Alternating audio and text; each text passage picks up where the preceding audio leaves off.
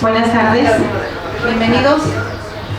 bienvenidos sean todos ustedes a esta Casa de Bombas. Este es un lugar histórico, un edificio de patrimonio histórico que tiene una enorme trascendencia para el proyecto delegacional del doctor Pablo Moctezuma Barragán. Este es el espacio que queremos que ustedes tomen como suyo, como vecinos de Azcapotzalco, y bueno, pues les damos la más cordial bienvenida a todos ustedes en nombre de la Delegación Azcapotzalco, de la Dirección General de Desarrollo Social y de la Subdirección de Educación, que está organizando estas actividades para reencontrarnos con la historia. Este tema nos parece de suma importancia, puesto que consideramos que Azcapotzalco tiene una gran historia, una gran tradición, y sobre todo es importante rescatar todo ello a través del trabajo que están haciendo los cronistas de Azcapotzalco. Y bueno, tenemos ahora el privilegio de estar en esta mesa con el arqueólogo Antonio Urrapilleta. Él es de aquí de Azcapotzalco, chintonolo de nacimiento, podríamos decir, y bueno, ha hecho un trabajo de investigación a lo largo de muchos años sobre muchos temas de Azcapotzalco. Y bueno, entre las cosas a las que podemos decir que tiene eso a ver es el hecho de que ha publicado varios libros que ahora presenta aquí en la mesa, y que continúa trabajando siempre por rescatar la historia de Azcapotzalco. En esta ocasión, el arqueólogo Antonio Urrapilleta va a platicar con nosotros, va a tener esta charla interesante en vista de este último artículo que editó la revista Arqueología Mexicana, que precisamente toma el tema de Azcapotzalco y Tacuma. Y bueno, ahora va a comentar el arqueólogo Antonio Urrapilleta cómo es que tenemos algunos antecedentes sobre toda la historia de los tepanecas. Sin embargo, va a hacer un análisis del artículo que aparece en esta revista, que es el último número de Arqueología Mexicana, y nos va a ir comentando cuál es su punto de vista en relación a los temas que aparece en esta revista. Entonces, bueno, a mí me gustaría también comentar que Antonio Urrapilleta, junto con la maestra María Elena Solórzano y algunos otros cronistas que ya no están con nosotros, pero que fueron, digamos que han sido siempre un grupo de pioneros aquí en Azcapotzalco, entre ellos don David Delgado, Álvaro Saldaña, que ya tampoco está con nosotros. Fueron un grupo de vecinos siempre interesados en el rescate de toda la historia de Azcapotzalco. El trabajo que se ha hecho a lo largo de más de 30 años, quizás 25 o 30 años desde que yo los conozco, pues ha sido intenso, siempre muy persistente. Y bueno, lo interesante de todo ello es ir descubriendo cómo la historia de Azcapotzalco tiene que formar parte de nuestra vida cotidiana para darnos un verdadero sentido de identidad. Entonces, bueno, vamos entonces, sin más preámbulo, a darle la palabra a Antonio Urrapilleta para que comience con su introducción y después nos hable de su presentación. Bien, pues muchas gracias, María Antonia, por la presentación. Gracias también a la Dirección de Cultura, Subdirección de Educación, por esta invitación a poderme presentar la tarde de hoy aquí con ustedes en la Casa de Bombas. Este edificio recibe el nombre precisamente porque fue el lugar, el espacio donde se instalaron esta serie de mecanismos para poder extraer agua del subsuelo y con ellos irrigar lo que es nuestro Jardín Hidalgo. Esto fue aproximadamente hacia el año de 1940 cuando se hizo esto. En aquella ocasión, el Jardín Hidalgo sufrió además una remodelación bastante drástica. Previo a dicha remodelación, nuestro Jardín Hidalgo estaba dividido en dos secciones. partido por la mitad por una calle que inicia en la entrada de la parroquia de Azcapotzalco, portón del atrio, y que se dirige hacia la parte poniente del antiguo pueblo de Azcapotzalco. Esta calle se llama Oye Hidalgo, y adelante, un par de cuadras adelante, tiene una bifurcación donde por un lado va a San Francisco y en una desviación a San Isidro, y por la otra se continúa hasta el pueblo de San Juan Tlalhuaca, conociéndose hasta estos años todavía de manera popular esta última vía como el Paseo de los Abuelitos.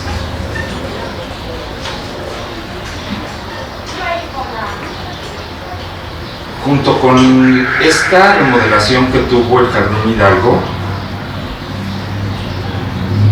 uno de los edificios o construcciones que formaban parte del mismo y que eran identitarios del propio Azcapotzalco fue su antiguo kiosco. Un kiosco de metal forjado, de hierro forjado, que cruzaba con sus patas, con sus bases, de un lado al otro de las dos secciones de dicho jardín, por arriba de esta calle. Y era tan alto que las carretas y posteriores vehículos automotores pasaban por debajo del mismo. El kiosco se retiró y en su lugar se construyó en la parte central un nuevo kiosco hecho de piedra, vigas de madera y techumbre de teja de barro, que duró hasta los años 70. En esa década del siglo pasado, nuestro Jardín Hidalgo vuelve a sufrir una remodelación y queda más o menos como hasta el día de hoy lo podemos ver, perdiendo el segundo kiosco, perdiendo dos leones que estaban de pie, no como los gatitos que están aquí frente a la Clínica 13 y la San Vicente, echados, semi-echados, ambos estaban de pie, prácticamente de tamaño natural, y dos grandes jarrones que también formaban parte de la decoración de este jardín. El kiosco, el segundo kiosco cede su lugar a este kiosco que hoy tenemos. Y bueno, uno de los grandes aciertos que ha tenido tanto la administración pasada de la delegación como esta es no permitir que en esta temporada de fin de año los comerciantes con sus puestos lo invadan, quitándonos uno de estos espacios que son de nosotros, tanto de tránsito como de recreación, como de descanso, como lugar de encuentro, como finalmente a partir del año 2000 se convierte en la Casa de Bombas. Hacia los años 70 también este recinto sufrió una transformación y se convirtió en un acuario público. Pero duró muy poco, lo que dura una administración delegacional, y luego se convirtió en bodegas tanto del área de parques y jardines como de limpia, y así perduró hasta prácticamente el año 2000, cuando se hace una remodelación y se instala aquí el Archivo Histórico de Azcapotzalco, un archivo que nació hacia el año de 1980, 1986, entre 1986 y 1988. A raíz de la declaratoria, la zona de monumentos históricos y artísticos de la delegación Azcapotzalco. Todos los trabajos que se hicieron fue con la finalidad precisamente de poder hacer esta declaratoria no solamente de una gran área, sino también de los inmuebles que en ella se ubican, tanto los que son anteriores al siglo XX como los que a partir del inicio del siglo XX se construyen. Y bueno, este archivo histórico va de la Seca a la Meca hasta que finalmente en el año 2000 aquí se establece, pero en la administración pasada se tiene la mala fortuna de que prefieren utilizar este edificio para instalar oficinas, sacar lo que quedan de los documentos de nuestra memoria e irlos a botar a un nuevo parque y edificio que se construye ahí en San Miguel Amantla. El parque, La Hormiguita Feliz, Azcalpaqui. Y el edificio, un gran elefante blanco, algo que dieron a llamar la Casa del Cronista, la Escuela del Cronista, la nueva sede del Archivo Histórico, en contra de la mayoría de los habitantes de aquí de Azcapotzalco. ¿Por qué? Porque es un lugar bastante difícil de poder llegar al mismo y de acceder sobre todo a este recinto. Es más, si no estaba el responsable de toda esta área, no había quien pudiese atender. La idea con estas pláticas es, además, como así se planteó en la plática anterior, el hacer conciencia con los amigos, los vecinos, la gente de Azcapotzalco, los estudiosos e interesados, sobre la importancia que tiene no solamente este lugar, sino todas aquellas investigaciones y documentos que se han ido elaborando al paso de los años y que de alguna u otra manera narran lo que es la historia de nuestro pueblo, Azcapotzalco. La historia de Azcapotzalco, en su hacer la historia, no por parte de la gente, ni de los generalotes que por aquí pasaron, ni delegados, ni otros más, como actores principales, es a lo que yo me refiero, sino a este proceso de investigadores, historiadores, antropólogos, sociólogos, arqueólogos, gente común y corriente, o que no tiene que ver forzosamente con la investigación como una carrera profesional, lo vienen realizando. Sobre todo porque, a pesar de que somos muy ricos en historia, no la tenemos registrada toda por escrito, o videograbada, o grabada. Esto es algo que venimos padeciendo desde 1428, año en que Azcapotzalco es conquistado por los aztecas, y posteriormente estos mandan quemar no solamente la historia de Azcapotzalco, sino de otras poblaciones importantes como Texcoco, Xochimilco, obviamente Coyoacán y muchas más, y ellos reescriben la historia, poniéndose como los buenos de la película. La gente de Azcapotzalco de entrada somos los malos. Uy, pero qué malos somos, peor que la carne de puerco. Y se queda en algunas noticias de algunos historiadores, de viajeros, informes curiosos sobre un pueblo cercano a la Ciudad de México. Un pueblo que hace poquito más de 100 años a los arqueólogos les comienza a llamar la atención, sobre todo porque en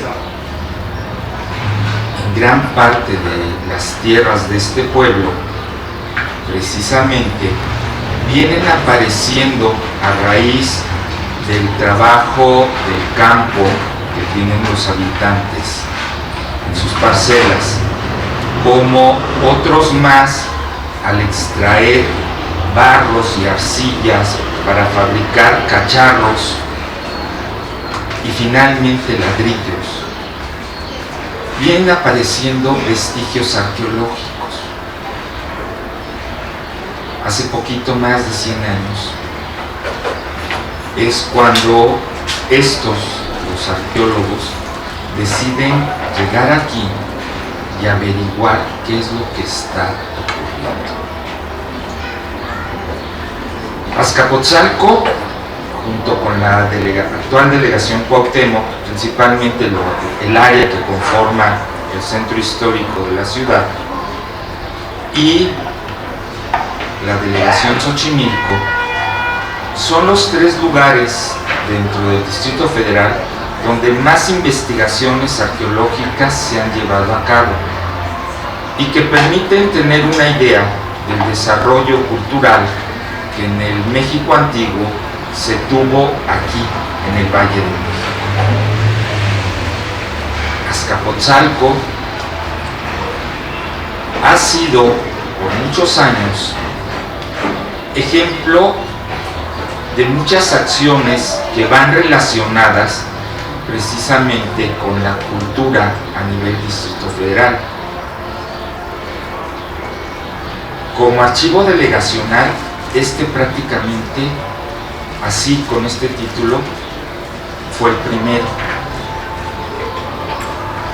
De igual manera, los encuentros sobre crónica, historia y leyendas que en cada delegación se ha tenido, y a nivel Distrito Federal, aquí han sido los primeros.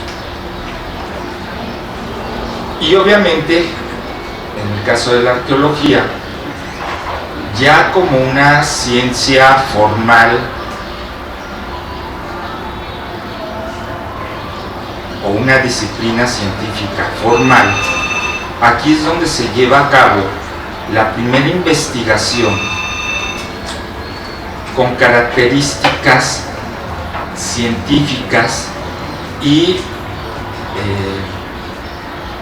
de un registro riguroso de los diversos materiales que se van encontrando en las excavaciones y a nivel espacio, área, como a nivel tiempo, es decir, a nivel vertical.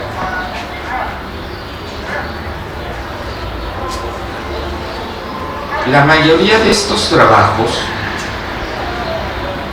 la información que de ellos han emanado, muy pocas veces han caído aquí en Azcapotzalco, aunque algunos arqueólogos se han tomado realmente la molestia de que sus informes o escasas publicaciones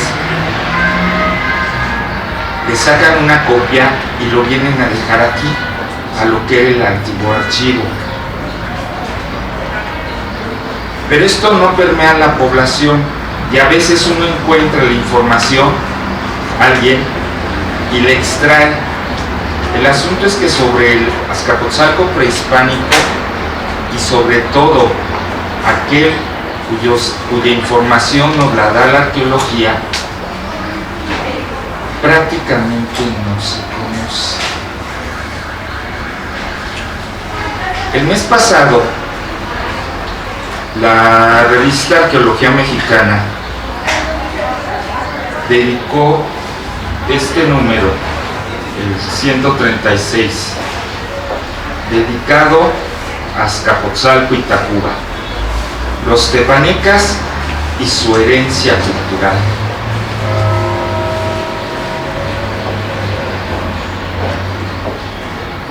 Otro de los problemas que nosotros tenemos con respecto a la historia, al conocimiento de la historia de Azcapotzalco, es que la mayoría de los que han escrito sobre ella no son de Azcapotzalco, son gente que viene de fuera. Y estos traen por lo menos dos inconvenientes. Una de ellas, escriben sobre Azcapotzalco sin conocer Azcapotzalco, literalmente sin conocer físicamente el área, nuestra delegación, nuestro pueblo, sin conocer a la gente que vivimos en Azcapotzalco, sin conocer sus historias, sus sentires, por un lado, y por el otro, como sería el caso de esta publicación, la mayoría de los que la han escrito nunca han trabajado en Azcapotzalco. Son personas que utilizaron la información de otros compañeros, de otros investigadores, y de ellos sacaron una serie de artículos. Cuando yo pude sentarme a leer dicha publicación, me llené de espanto, porque está ocurriendo lo mismo que cuando se presentó esta publicación. No sé si la conozcan. Este es de Artes de México, en época de este hijo del señor delegado Enrique Vargas Anaya, un hijo de puta. Artes de México se acercó a este lugar porque quiso dedicarle un número a Azcapotzalco, e hicieron lo mismo. Le pidieron a varias personas que escribieran sobre Azcapotzalco, y la mayoría de ellas no es de Azcapotzalco, no ha investigado en Azcapotzalco y no conocen Azcapotzalco. Formalmente solo una, que es Teresita Quirós, investigadora de aquí de la UAM Azcapotzalco, originaria de Azcapotzalco, vecina de Azcapotzalco, y cuya una de sus tesis está dedicada al lugar de donde ella es, que es la colonia San Álvaro, y por ende Azcapotzalco. Pero la gran mayoría no conocen el lugar. Cuando presentaron esta publicación en una de las ferias del libro, que en estas que se han venido haciendo, se han presentado 3 o 4 publicaciones alrededor de Azcapotzalco, pero bueno, cuando presentaron a esta, invitaron a la directora de Artes de México y a 2 de las personas que escribieron, y una de ellas, bien ufana, se paró y así, señalándonos,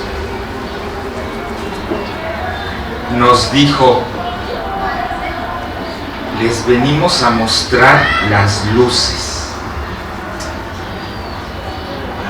Con esto ustedes van a aprender lo que no conocen de ustedes mismos.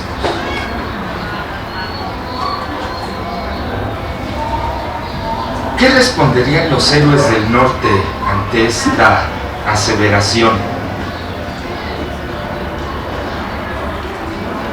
¿Qué responderían los héroes del norte? ¿No? ¿No saben? Sí saben quiénes son los héroes del norte. Ay, güey. Exacto, eso es lo que dirían. ¡Ay, güey! Nos vienen a enseñar. Y esta es una idea que se ha venido manejando. Nos vienen a enseñar nuestra propia historia. Cuando en Azcapotzalco, en la delegación, en el pueblo, en sus colonias, barrios, unidades habitacionales, hay muchísima gente que ha venido trabajando en mayor o menor esfuerzo, o en mayor o menor amplitud en cuanto a temas, pero vienen trabajando sobre Azcapotzalco, porque hoy tenemos la maravillosa oportunidad de que no nos vengan a platicar la historia como la ven los otros, sino que nosotros tenemos el momento de decir quiénes somos y qué es lo que nos ha antecedido, que nos permite ser el día de hoy quiénes somos. Por eso es que me movió mucho el poder, a raíz de la invitación que me hacen, venir y platicar un rato aquí con ustedes con respecto a esta revista. El patito feo sigue siendo Tacuba. O sea, si nosotros somos los malos, Tacuba la Bella sigue siendo el patito feo. Trae 2 artículos. Uno escrito por Javier Nogués. Javier Nogués es un gran investigador dedicado al estudio de los documentos llamados códices. En este caso es una pintura que nos cuenta sobre la existencia de diversos molinos de trigo en el área de Tacuba.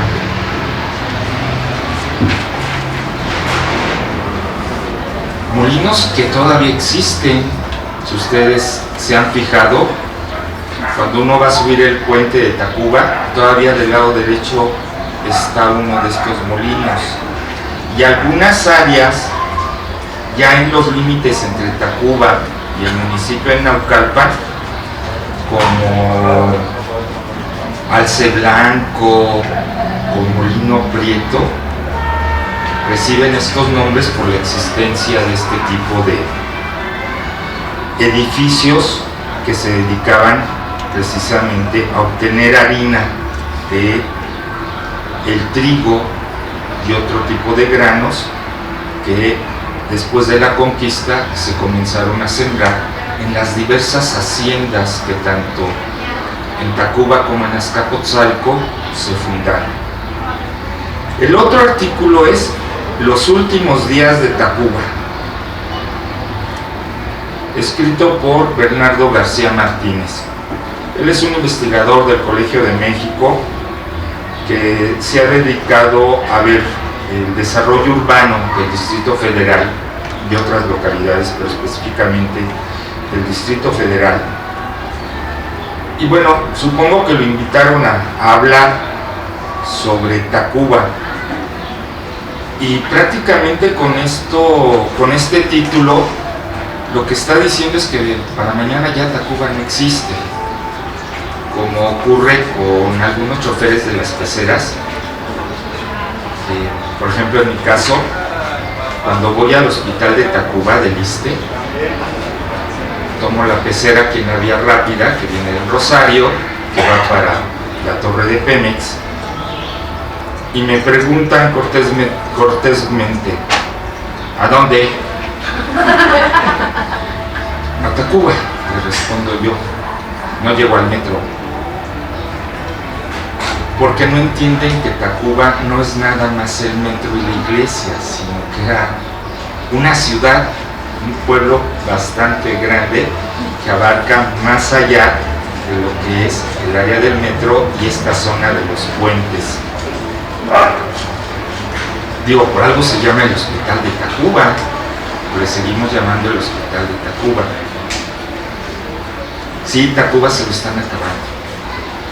El Molino San José se dio su paso a una unidad habitacional terrible y bueno, no se vislumbra nada bueno para lo que es Tacuba. Y de ahí el resto de la publicación con algunos artículos dedicados a otras investigaciones en Mesoamérica. Ya está dedicado principalmente a Azcapotzalco. El primer artículo, que es la presentación, la vuelve a escribir Javier Nogués. Javier Nogués es investigador del Colegio Mexiquense y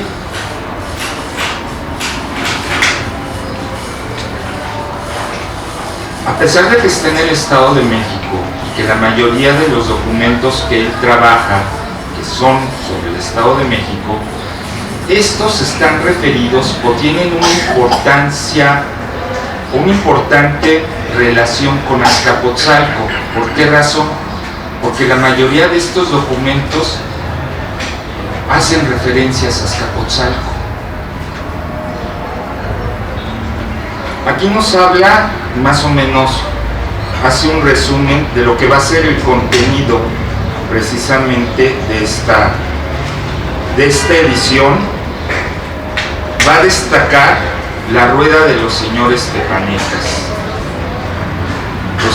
Esta rueda es la parte central de un códice llamado García Granados.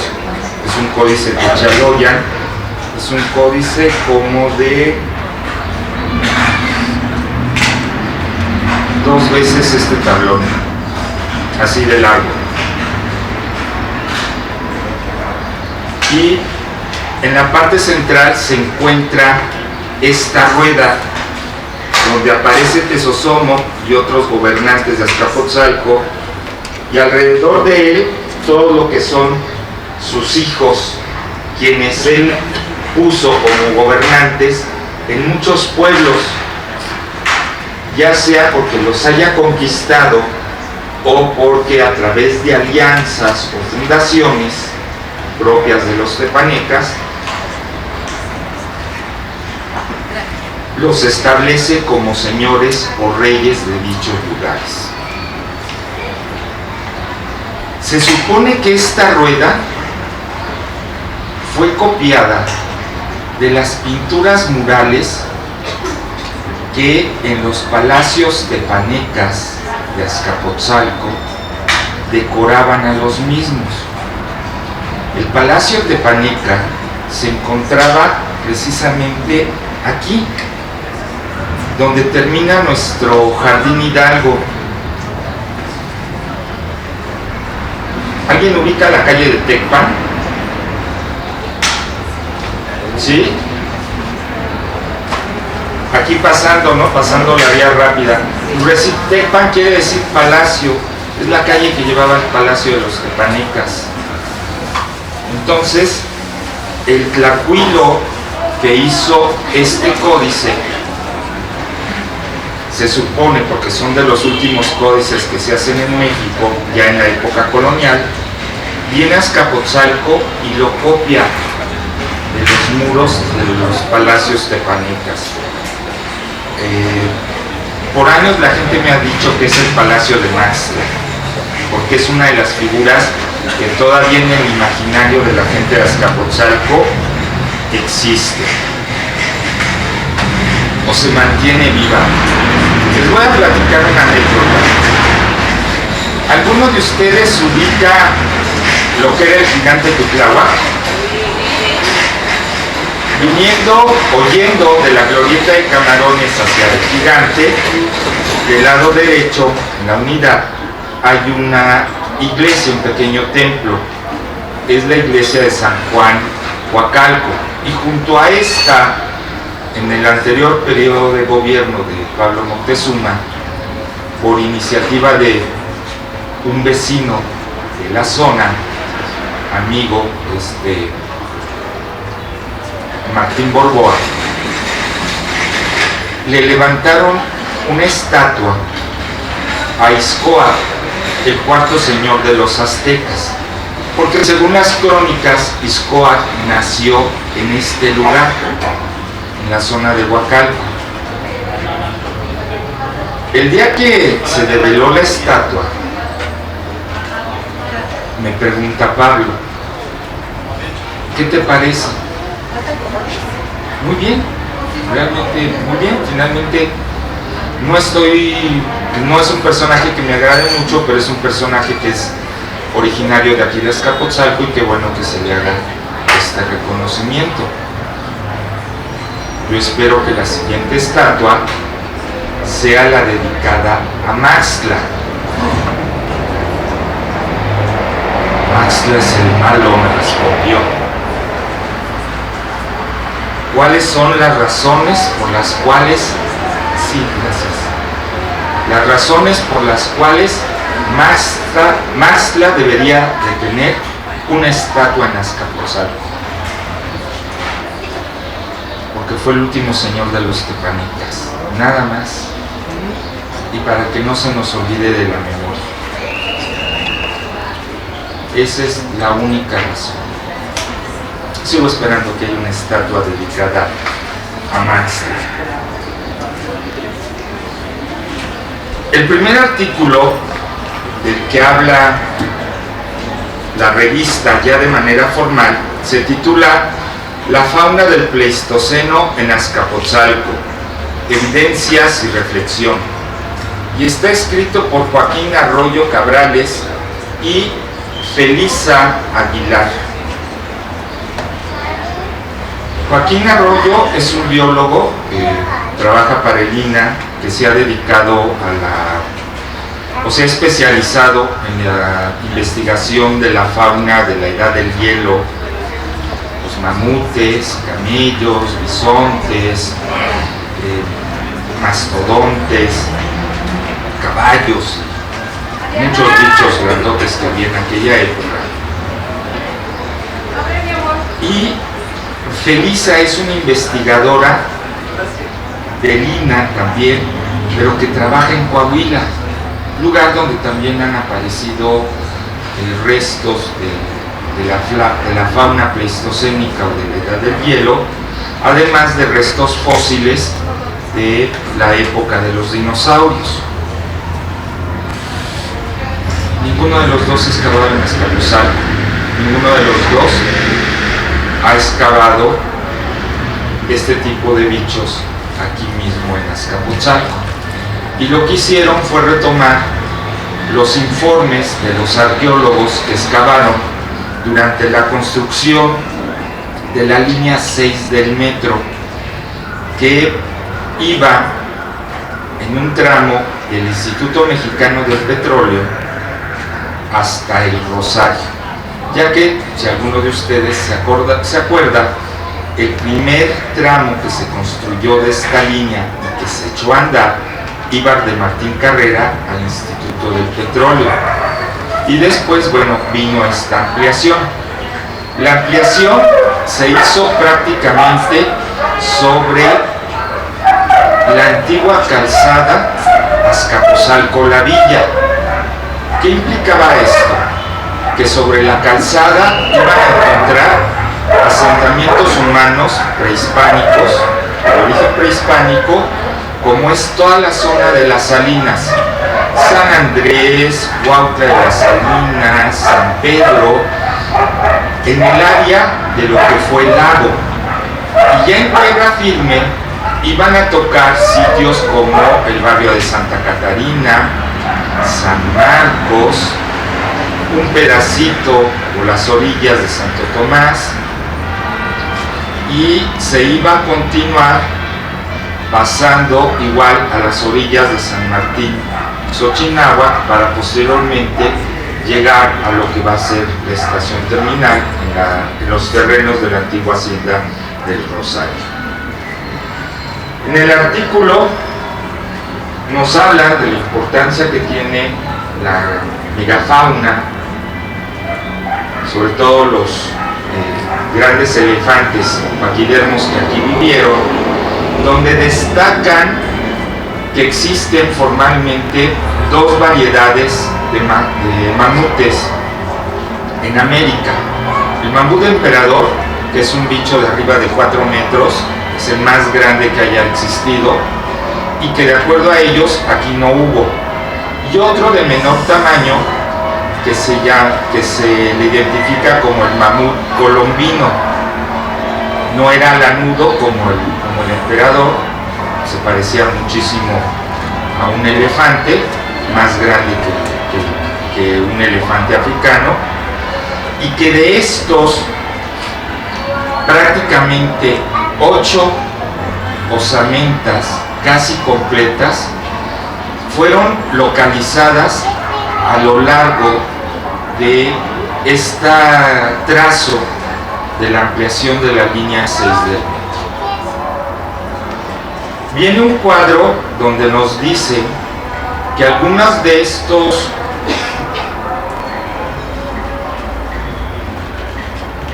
ejemplares se localizaron, la mayoría se localizaron entre lo que es la estación Azcapotzalco de la línea 6 y la entrada a la estación El Rosario.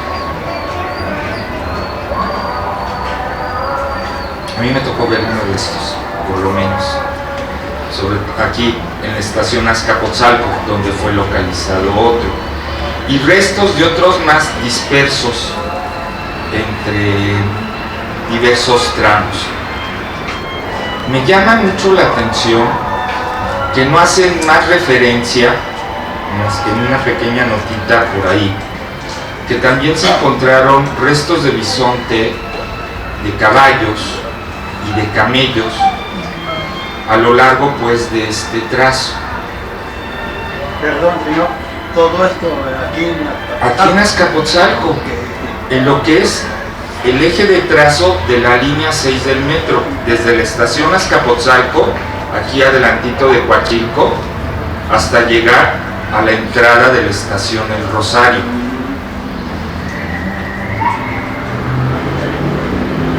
Dicen que la mayoría de estos ejemplares ni siquiera los trabajaban los arqueólogos, sino que por orden de ICA, que es la compañía que la mayoría de las veces ha hecho los trabajos de construcción del metro, se desaparecieron los huesos con todo el escombro y relleno que fueron sacando mientras iban haciendo la gran zanja. Y lo que medio pudieron rescatar los arqueólogos de uno de estos fue a parar a la estación del metro Talismán. La estación del metro Talismán de la línea 4, obviamente por números es anterior a la línea 6. Cuando se estaba haciendo esta obra sobre la antigua calle de Inguarán, se encontró precisamente los restos de un mamut, pero las condiciones del mismo eran tan deplorables que no se pudo rescatar.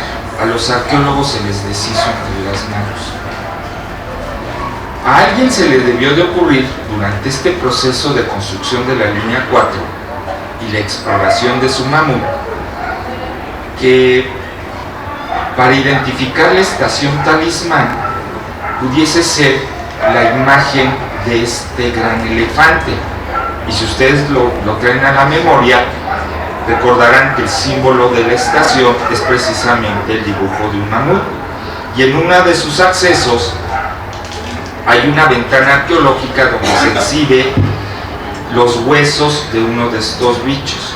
Yo esto lo platicaba así como dato curioso a mis cuates, a gente cercana, de mucha confianza, de que el mamut original se había deshecho y que gracias a que años después en Azcapotzalco se encontraron 8 mamutes, dijeron, bueno, está este proyecto de exhibir un mamut ahí en la estación Talismán, ya no existen los restos, pues no pasa nada si tomamos uno de los encontrados en Azcapotzalco y ahí lo ponemos. Y así lo hicieron. Y está exhibido de acorde a cómo fue localizado el mamut original de ahí de Talismán, no como fue encontrado aquí en Azcapotzalco. Pero bueno, los huesos de nuestro mamut están exhibidos ahí. Y el resto No es que en sí los haya desaparecido ICA, los ingenieros y los trabajadores.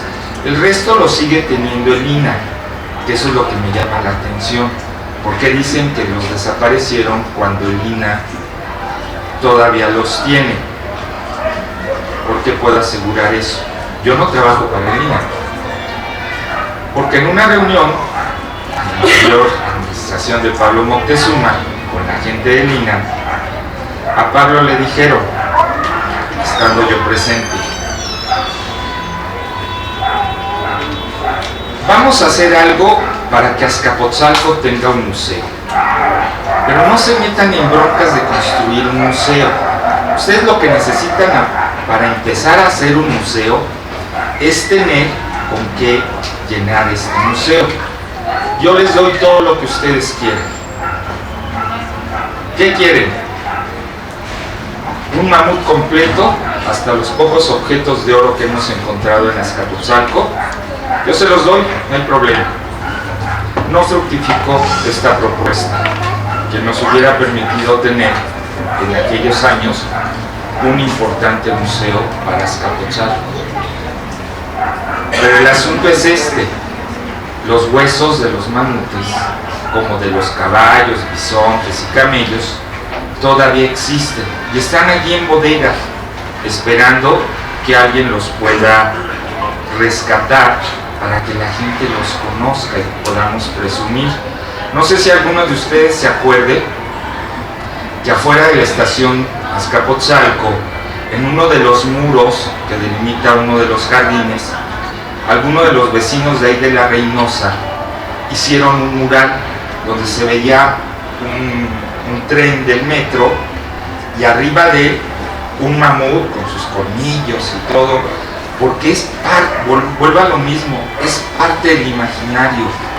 A pesar de que la gente no pudo tener en su momento acceso a las excavaciones, son cosas que se supieron en el momento de las obras y se ha quedado dentro de este imaginario. Esta es parte de la portada que hemos visto. Quise iniciar no de acuerdo a la presentación, no de acuerdo a cómo viene formalmente la revista, sino que del interior de las páginas sacar este plano con su cuadro explicativo de aquí de Azcapotzalco, de la delegación Azcapotzalco, donde se ven varias imágenes que están unidas a diversos puntos donde se han hecho estas excavaciones dentro de la misma delegación. Vuelvo a repetir, Azcapotzalco es una de las delegaciones del Distrito Federal donde más exploraciones arqueológicas se han llevado a cabo. No todas están concentradas en la zona de San Miguel Amantla, dependiendo las condiciones y en época moderna. Gracias a las obras, tanto oficiales como puede ser la construcción del metro, como algunas obras particulares, la construcción del Café OK, o de una cisterna, o meter el cableado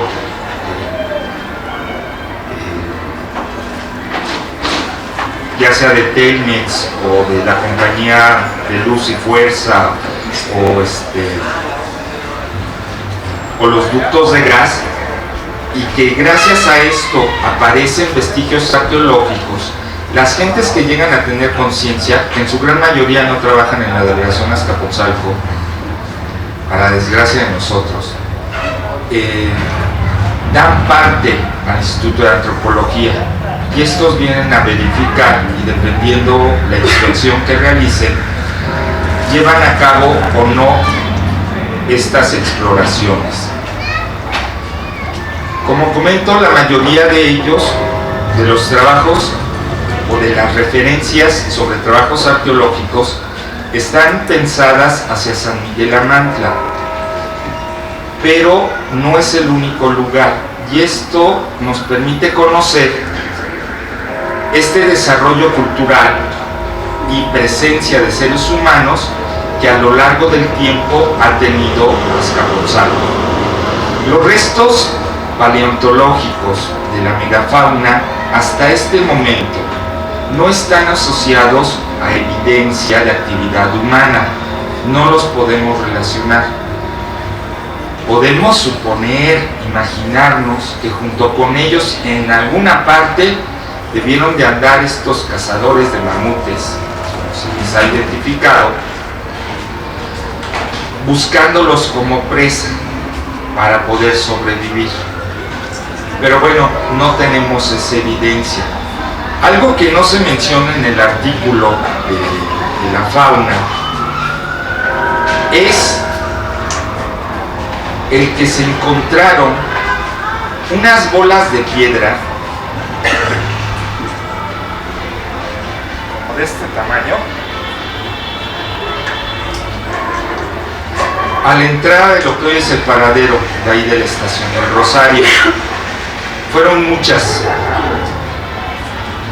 Llama mucho la atención porque en una zona donde no hay piedra existen esas bolas de piedra, porque esos son los cantos rodados que bajaron de las altas sierras a partir del deshielo de la última glaciación, cuando vivieron estos bichos, y que aquí tenemos la evidencia, pero no se hace mención de eso. Es decir, no solamente la presencia de estos animales en el fondo o las orillas del lago de Texcoco, donde el clima es bastante benigno, sino que tenemos esta evidencia geológica de la presencia de grandes masas de hielo de la última glaciación aquí en Azcapotzalco.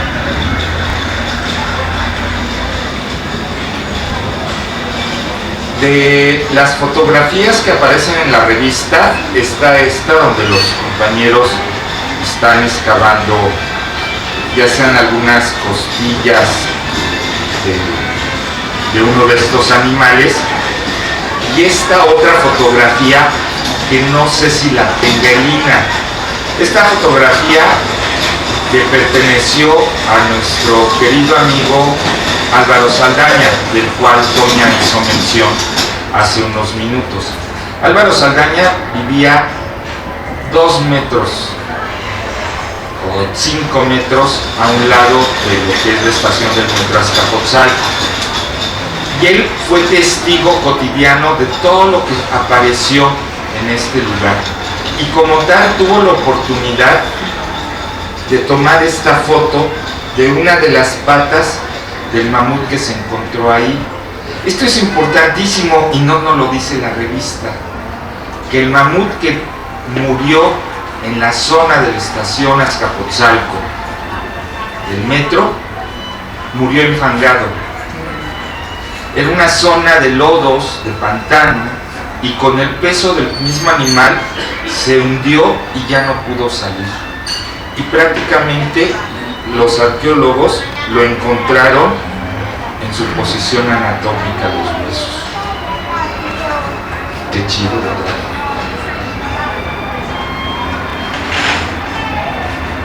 Trae también este cuadro donde nos indica los sitios en donde fueron apareciendo las diversas evidencias óseas de estos bichos. La estación Tesosomo, del metro, ahí donde se ubican el Domino's Pizza, frente de CCH.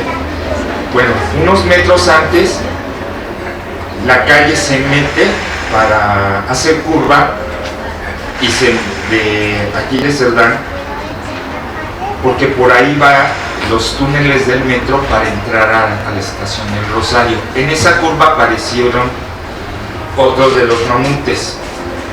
En el cruce de Puente de Guerra aparecieron otros más, y en lo que es la refinería Azcapotzalco y ferrocarriles nacionales aparecieron evidencias de otros de estos bichos. En otro artículo, el cual corresponde al de Susana Lam, mi queridísima Susi, jamás ha venido a excavar Azcapotzalco. Con ella excavé en el Cerro de la Estrella. Es la que se encarga de hacer un resumen de las exploraciones que se han llevado a cabo, sobre todo por parte del INAH aquí en Azcapotzalco, y presenta este cuadro cronológico donde nos dice que desde 1909 ya Manuel Gamio es este personaje cuyo busto está aquí en el Jardín de los Rosales, en la Casa de la Cultura, que vino a sustituir, por cierto, al busto de Luis Donaldo Colosio.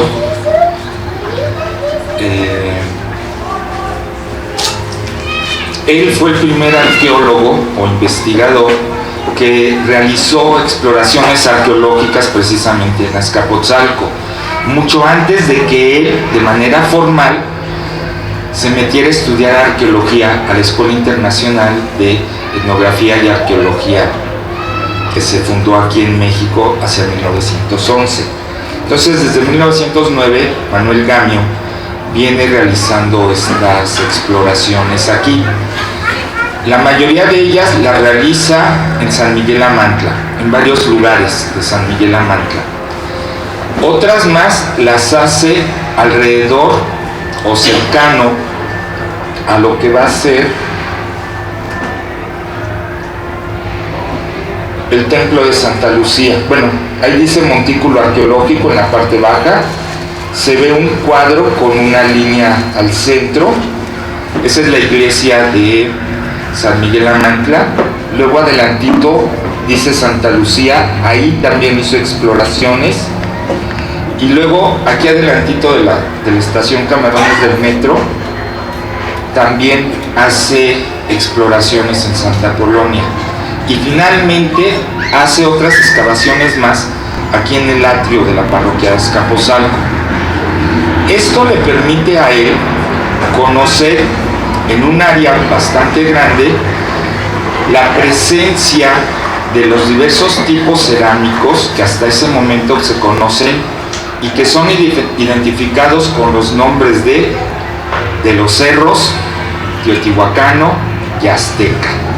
Y dependiendo la posición estratigráfica, es decir, vertical, que en las excavaciones tienen tres tipos de cerámica, tenemos que la de los cerros es la más antigua